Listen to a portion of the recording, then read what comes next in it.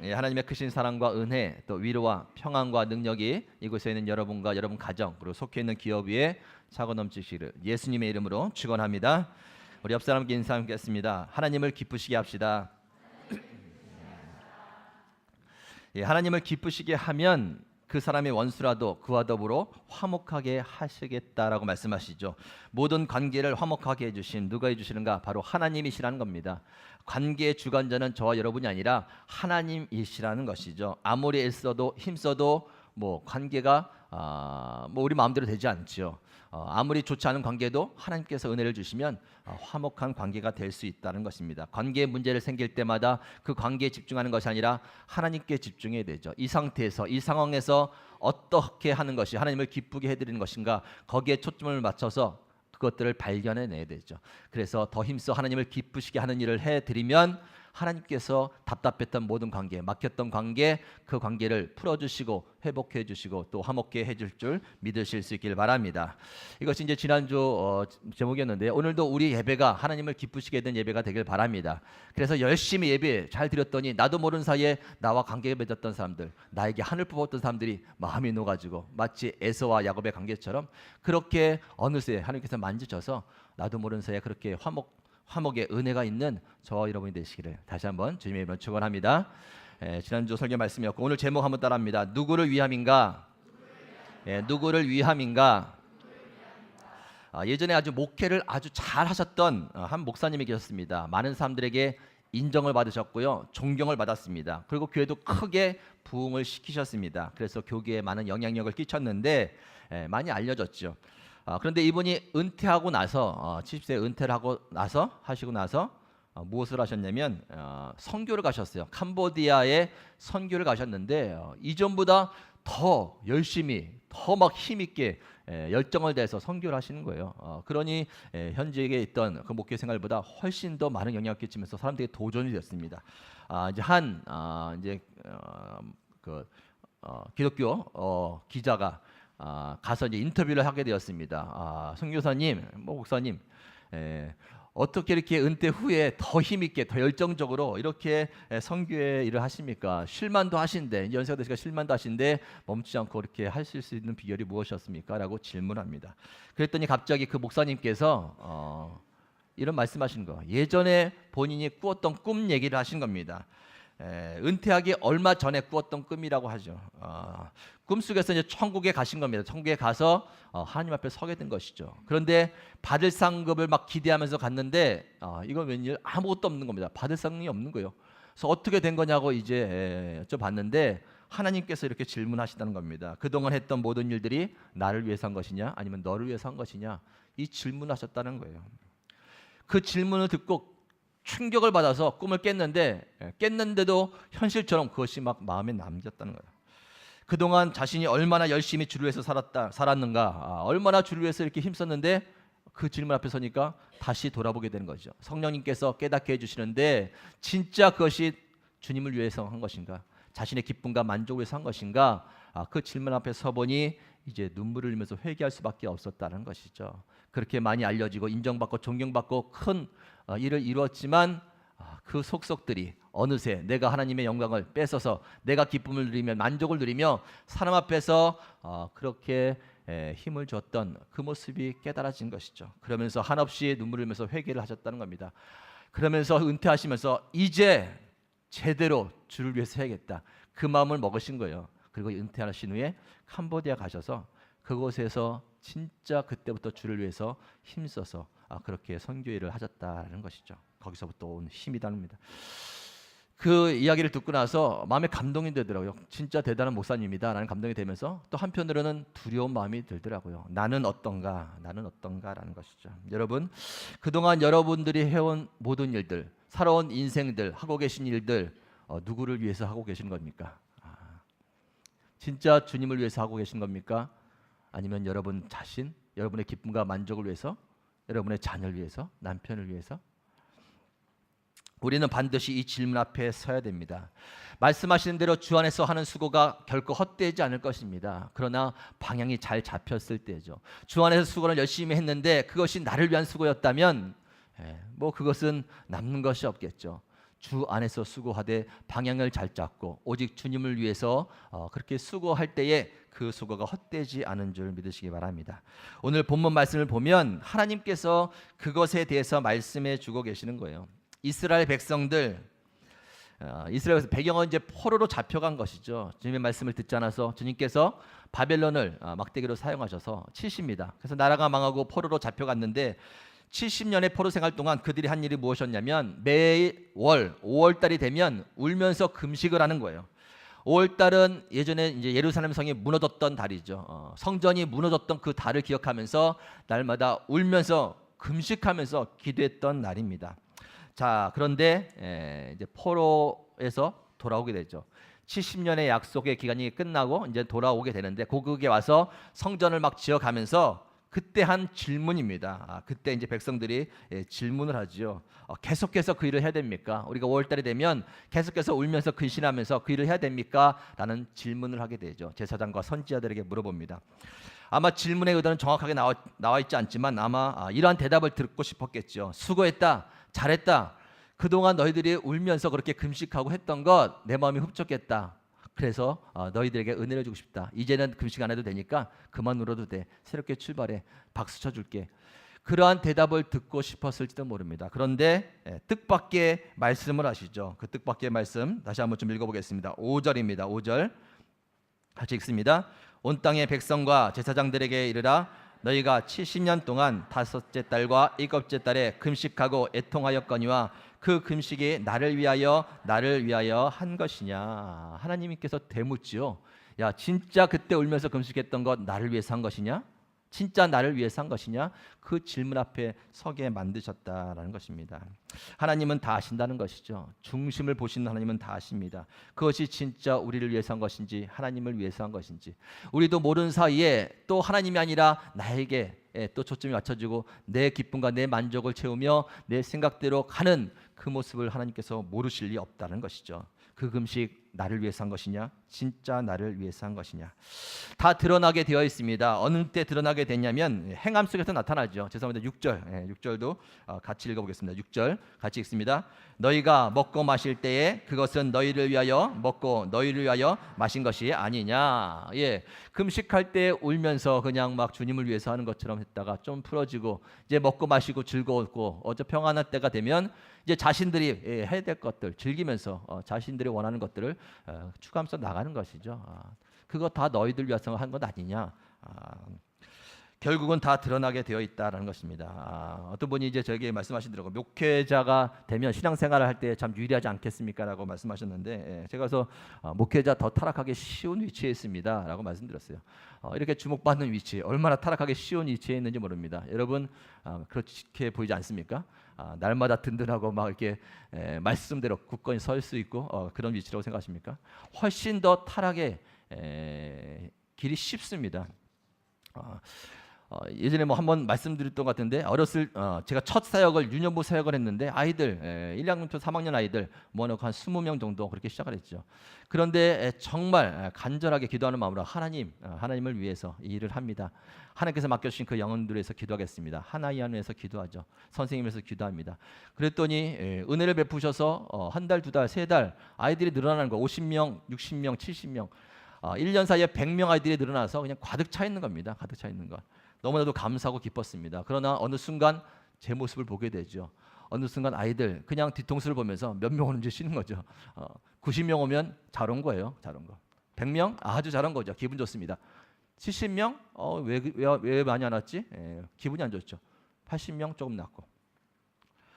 70명이 오면 그 나머지 아이들이 무슨 일 때문에 무슨 사정 때문에 온지를 계산하지 않습니다. 헤아려 보지 않아요. 그냥 숫자가 중요한 거예요. 숫자가 중요한 거야. 많이 오면 기쁘고 만족하고 어깨에 힘이 들어가고 그런 모습을 발견한 것이죠. 그 한 영혼 주님을 위해서 일하겠다고 그렇게 이야기하면서 고백하면서 시작했던 그 모습이 변질되는 거예요. 변질되는 거. 여러분 목회자라고도 별 수 없습니다. 아까 예를 들었던 그 목사님 얼마나 훌륭하고 대단한 목사님입니까? 그럼에도 불구하고 스며드는 거예요. 스며드는 것. 어느 한순간에 주님을 위해서 살겠다고 고백하지만 어느 순간에 그 마음이 변질되는 겁니다. 자신의 기쁨과 만족을 위해서 하게 되는 것이죠.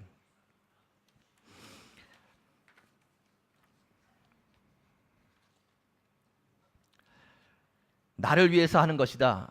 이 목표 하나님을 위해서 하는 것이 아니라 나를 위해서 하는 것이다 라고 하면요, 항상 걸리게 되어 있습니다. 무슨 일을 하다 걸리게 되어 있습니다. 자존심에 걸리게 되어 있죠. 자존심에. 자존심에 걸린다는 건 뭐냐면 지금 뭔가 나를 위해서 하고 있는 거예요. 입술로는 주님을 위해서 살고 있지만, 주님의 영광을 위해서 일을 하고 있지만, 내 자존심 걸리면 뭔가 지금 내가 드러나야 되고 뭐가 내가 세워져야 되는 것들이 지금 스며 들어와 있다는 것이죠. 드러나게 되어 있습니다. 질투가 생기고 미움이 생긴다면, 그리고 어떤 일, 주님의 일을 하다가 인정받지 못해서 지친다면, 섭섭한다면, 그것 또한 주님을 향한 목표가 아니죠. 어느새 또 내가 세워져야 되는, 내 만족과 내 기쁨을 위한 일이 되어버린다라는 것이죠. 반드시 드러나게 되어 있습니다. 그것을 발견한 것이 영적 민감함이죠. 여러분, 날마다 그것을 발견할 수 있는 영적 민감함이 저와 여러분에게 있기를 주님의 이름으로 축원합니다. 그것을 발견해내서 제거해내야 되는 겁니다. 그렇지 않으면 또 오늘도 주를 위해서 살고 있지만 내 것을 위해서 여전히 살고 있는 것이죠. 그러므로 말미암아 부닥쳐지는 것, 또 걸리는 것 때문에 또 힘들어하는 것이죠. 돌아보면 답은 하나죠. 또 내 것이 채워져 있다는 겁니다. 주님의 영광을 위한 것이 아니라 내 영광을 위해서 가고 있다라는 사실이다라는 것이죠. 여러분, 사도 바울은 오직 주를 위해서 산 사람이죠. 그렇게 고백하는 사람입니다. 뭐라고 고백하느냐? 빌립보서 1장 20절에서 21절. 지금도 전과 같이 온전히 담대하여 살든지 죽든지 내 몸에서 그리스도가 존귀하게 되려 하나니 이는 내게 사는 것이 그리스도니 죽는 것도 유익함이다. 그의 목표는 그냥 그리스도가 나타나는 거예요. 주님의 영광을 위해서 자신이 죽어도, 자존심이 상해도 상관없다. 자존심이 상했고 자기가 죽어도 그래서 예수님이 드러난다면 내 죽음은, 내 자존심 상함은 오히려 유익한 것이다 라고 고백하는 것이죠. 목표가 분명하니 걸릴 것이 없다는 것입니다. 로마서 14장 8절, 우리가 살아도 주를 위해 살고 죽어도 주를 위해 죽나니 그러므로 사나 죽으나 우리는 주의 것이다. 죽어도 주를 위해서, 살아도 주를 위해서 상관이 없습니다. 목표가 분명하니 하나님만 영광을 받고 하나님의 뜻만 세워지면 된다는 확실한 목적이 있기 때문에 죽거나 사는 거나 걸릴 것이 없다는 것이죠. 우리가 잘 아는 말씀입니다. 고린도전서 10장 31절, 그런즉 너희는 먹든지 마시든지 무엇을 하든지 다 하나님의 영광을 위하여 하라. 먹든지 마시든지 무엇을 하든지 다, 모든 영역을 다 포함되어 있는 것이죠. 예외가 없습니다. 자녀를 키우는 일도 하나님의 영광을 위해서, 여러분들이 공부하는 일도 영광을 위해서, 돈을 버는 일도 영광을 위해서, 관계를 맺는 일도 영광을 위해서, 친목을 하는 일도 영광을 위해서, 내일 우리 교회 정기훈 체육대 가는데 그것도 영광을 위해서, 성전 이전도 영광을 위해서, 이 모든 것이 하나님의 영광을 위해서 할 때에 걸릴 것이 없게 되는지 믿으시기 바랍니다. 그 목표를 가지고 산다라는 것이죠. 사도 바울은 그렇게 고백했습니다. 그랬더니 진짜 말씀을 보면요, 걸릴 것이 없이 그냥 지나가는 것을 보게 되죠. 그것이 이제 빌립보서 1장 말씀인데, 이 사도 바울이 복음을 전하다가 감옥에 갇히게 됩니다. 그런데 이렇게 말씀을 하죠. 빌립보전서 1장 12절부터 18절입니다. 형제들아, 내가 당한 일이 도리어 복음 전파에 진전이 된 줄을 너희가 알기를 원하노라. 이러므로 나의 매임이 그리스도 안에서 모든 시위대 안과 그 밖의 모든 사람에게 나타났으니 형제 중 다수가 나의 매임으로 말미암아 주 안에서 신뢰함으로 겁없이 하나님의 말씀을 더욱 담대히 전하게 되었느니라. 감옥에 갇혔는데 오히려 그것들이 도전이 돼서 담대히 막 복음이 전하는 일들이 생겼다는 거예요. 그런데 꼭 좋은 의도만 아니라 또 이런 일도 있다라고 이야기합니다. 15절, 어떤 이들은 투기와 분쟁으로, 어떤 이들은 착한 뜻으로 그리스도를 전파하니 이들은 내가 복음을 변증하기 위해서 세우심을 받은 줄 알고 사랑으로 하나 그들은 나의 매임과 괴로움을 더하게 할 줄로 생각하여 순수하지 못하게 다툼으로 그리스도를 전파하느니라. 평소에 사도 바울을 시기했던 사람들이에요. 너만 잘나냐, 너만 복음을 아냐, 복음만 전하냐 했던 사람들입니다. 그러다가 이제 올코니 때가 온 것이죠. 사도 바울이 감옥에 갇힌 거예요. 잘 됐다, 이때다 하면서 자기들이 막 복음을 전하면서 자기들의 이름 막 세우는 것이죠. 투기하는 마음으로 이때가 기회다라고. 그리고 사도 바울을 손가락질하면서 조롱하면서 그 일들을 하는 겁니다. 기분 나쁘겠습니까? 좋겠습니까? 감옥에서 그 소리 들으면 여러분들은 성인이라서 다 기분이 좋으신 편정해 드립니다. 그 정도쯤이야. 기분 나쁘죠. 기분 나쁘죠. 갇힌 것도 기분 나쁜데 자기를 조롱하면서 이때다 해가지고 막 뭐 판치면서 뭔가 잘해보는 사람들. 그러나 사도 바울은 걸리지 않죠. 18절, 그러면 무엇이냐, 거칠애로 하나 참으로 하나 무슨 방도로 하든지 전파되는 것은 그리스도이니 이로써 나는 기뻐하고 또한 기뻐하느니라. 어떻든 전해지는 것은 그리스도 아니겠느냐, 복음 아니겠느냐, 난 상관없다는 것이죠. 매인 것도 상관없고 자존심 상하는 것 없고 나에게 조롱하고 손가락질하는 것도 상관없다. 그들이 어떻게 전하든 전해지는 것은 그리스도니 상관없다는 것이죠. 그의 목적이 분명하기 때문이죠. 그의 목적은 그냥 그리스도가 전해지면 되는 거예요. 하나님의 영광이 드러나면 되는 거예요. 나를 통해서가 아니라 저들을 통해서 드러나면 상관이 없는 겁니다. 목적이 분명하니 걸릴 것이 없다는 것입니다. 한번 따라하시기 바랍니다. 목적이 분명하면 걸릴 것이 없습니다. 한 번 더 합니다. 목적이 분명하면 걸릴 것이 없습니다.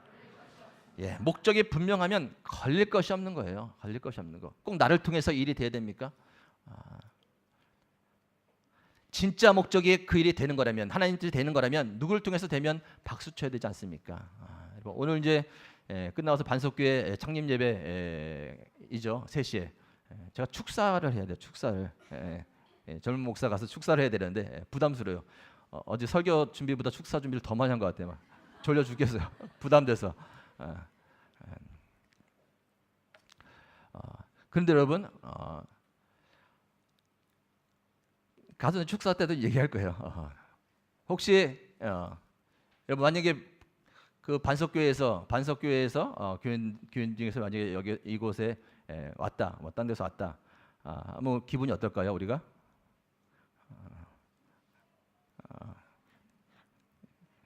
기분이 싫습니까? 교인들이 막 오는데 딴 데서 기분 좋죠. 부담스럽지만 좋은 거예요, 좋은 거. 자, 미락교회에 있다가 반석교회로 갔다, 다른 교회로 갔다, 막 갔다. 기분 좋을까 나쁠까요? 웃고는 있지만 웃는 게 아니죠. 웃고는 있지만 웃는 게 아니죠. 그러나 목표가 분명하다면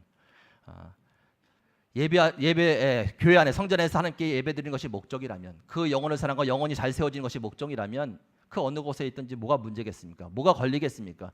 그 목표가 분명하지 않기 때문에 그냥 기분에 걸리는 거예요. 걸리는 것. 진짜 이곳에 있다, 저기서 있던 영혼이 하나님을 떠나서, 진짜 하나님을 떠나서 믿음을 버리게 된다면, 믿음을 잃어버린다면 그건 가슴을 치고 통곡할 일이죠. 그러나 이곳에 있다 그곳에 가서도 그곳에서 하나님을 예배드리고 신앙이 잘 성장하고 주님을 잘 섬기고 교회를 섬긴다면 그것이 무엇이 걸리겠습니까? 인간적인 생각으로 들어올 때에 걸리게 되는 것이지, 목적이 분명하다면 걸릴 것이 없다라는 것이죠. 한번 따라하시기 바랍니다. 목적이 분명하면 걸릴 것이 없습니다. 다시 한번, 목적이 분명하면 걸릴 것이 없습니다. 누구를 통해서 그 일을 이루어지면 상관이 없는 거예요. 하나님의 영광이 된다면 상관이 없다라는 것입니다. 우리 옆에 분에게 한번 슬픈 표정을 지으면서 이렇게 인사합시다. 마지막 예배입니다.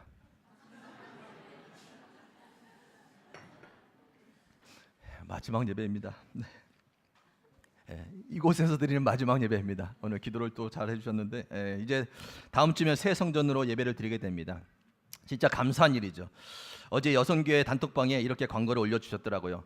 내일 주일은 현 성전에서 드리는 마지막 예배입니다. 내일 예배 후에는 예배당 물건들을 정리하고 포장할 계획입니다. 미랄 성도들의 손길이 많이 필요합니다. 그러면서 낯선 조호 땅에 와 처음 미랄 성전에서 드렸던 예배 모두 기억하시리라 생각합니다. 모두 함께 예배당 곳곳에 짐들을 정리하면서 이곳의 추억도 마음속에 깊이 간직하셨으면 좋겠습니다. 여러분 처음 생각나십니까? 그냥 미랄교회에 와서 처음 들었던 그 예배들, 뭐 시간적인 차이가 있겠지만 좀 어수선하지만 뭐 체계가 좀 덜 잡혔지만 그래도 조호 땅에 세워진 미랄교회에 와서 나름대로 은혜를 받으면서 하나님께 감사했던 그것들이 기억나십니까? 저는 이 문구를 읽으면서 갑자기 또 기억이 나더라고요. 한국에서부터 조마조마하는 마음으로, 두려운 마음으로 그렇게 이제 준비를 해서 와서 이곳에 교회가 이제 세팅이 되고 리더버시 되고 처음 이곳에 걸어와서 저 자리에 앉아서 첫 기도를 드리는데 눈을 감는데 그냥 기도가 이렇게 나오더라고요. 이곳의 주인은 하나님이십니다. 이곳의 주인은 하나님이십니다. 저도 모르는 새에 나온 것이죠. 이곳의 주인은 하나님이십니다. 그러면서 하나님 외에 주인 되는 모든 것들을 하나님께서 제거해 주실 줄 믿습니다. 그러면서 저를 포함해서 말입니다. 그 기도의 문구가 나온 다음에 저는 소름이 돋았습니다. 그 두려운 마음이 생겼다는 것이죠. 하나님께서 이곳의 주인이신데 하나님 외에 다른 모든 사람들이 주인이 되는 것처럼 하면 다 제거해 주신다는 거예요. 저를 예외하지 않고 저를 포함해서. 아마도 제가 조금 주인 행상하면 제가 제일 먼저 여기서 제거되겠죠. 그러면 그냥 아쉬워하지 마시고 빨리빨리 해주시기 바랍니다. 제가 제일 먼저 제거되겠죠. 제 첫 기도가 그거예요. 첫 기도. 와서 하나님께서 하게 하신 기도죠. 잊어버릴 수가 없습니다. 잊어버릴 수가 없어요. 오늘 마지막 예배 때에 그 마음으로 갖기 원합니다. 누구를 위함인가? 저 질문 앞에 서게 되죠. 앞서 말씀하셨던 그 목사님이 생각나면서 그 말씀이 생각난 겁니다. 그동안 2년 동안 정신없이 정말 은혜 가운데 이렇게 많이 좋은 모습으로 왔는데 그것이 진짜 나를 위한 것이었는지, 너를 위한 것이었는지, 네 기쁨과 만족을 누리고 있는지, 네가 내 영광을 취하지 않았는지, 이 질문 앞에 서니 부끄럽기 짝이 없었죠. 그래서 또 무릎을 꿇게 되고 그 기도를 붙잡으면서 오늘 마지막 예배를 마무리하고자 합니다. 여러분들에게도 동일한 마음과 고백이 있길 바랍니다. 그래도 하나님께 은혜 받아서 이제 좀 주님을 위해서 살겠습니다 하고 고백했던 그때가 다 있지 않겠습니까? 물론 오신 지 신앙생활 하신 지 얼마 되지 않으셨지만 반드시 어느 때 그 고백을 하게 될 겁니다. 주님을 위해서 살겠습니다. 이제 주님을 위해서 모든 것을 다 하겠습니다. 그런데 시간이 지나면서 또 세상 것이 들어오면서 나도 모르는 사이에 주님의 영광이 아니라 내 것을 취하면서 이것에 걸리고 저것에 걸리고 힘들고 지쳐하면서 다른 감정들과 싸우고 있는 모습, 답은 하나죠. 다시 다 내려놓고 주님을 위해서 살아가는 그 고백을 해야 되는 것이죠. 오늘 미랄교회에 있는 마지막 예배 가운데 이 질문 앞에 서길 바랍니다. 누구를 위함인가? 미랄교회 지금껏 잘 온 건 누구를 위함인가? 이제 새 성전으로 가서 더 넓은 곳으로 갈 텐데 그것 누구를 위함인가? 그 질문 앞에 서실 수 있기 바랍니다. 학생들, 너희들 공부 누구를 위해서 하고 있어요? 갑자기 뜬금없이 질문할 줄 몰랐지. 학생들과 같이 예배드려서 좀 미안한 마음이 있어요. 학생들 포커스를 맞춰서 말씀을 드려야 되는데 뭐 기도하고 있습니다. 조혼 또 교육자가 오실 줄 믿고 예배당들 중에서 학생들도 공부를 할 때에 주님을 위해서 하실 수 있길 바랍니다.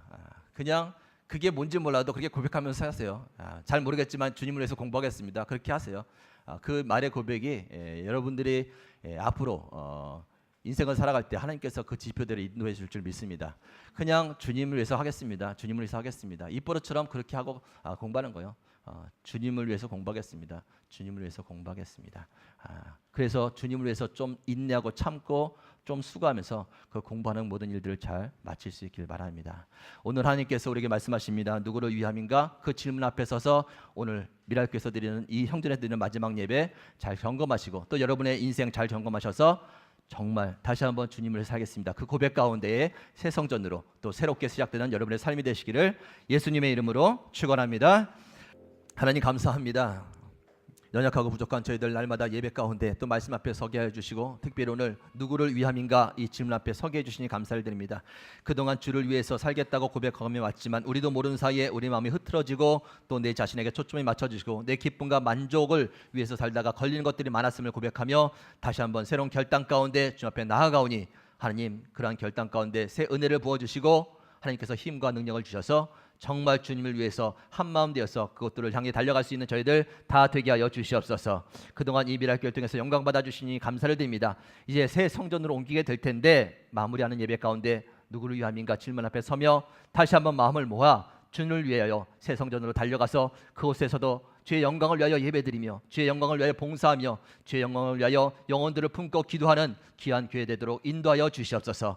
우리의 모든 삶의 각자 처소에서 주의 영광을 위하여 쓰임받는 귀한 가정들 자녀들 되기를 원합니다. 하나님께서 지켜주시고 그 입술의 고백대로 그 삶에 하나님의 영광이 나타나도록 축복하여 주시옵소서. 예수님의 이름으로 기도 올렵나이다.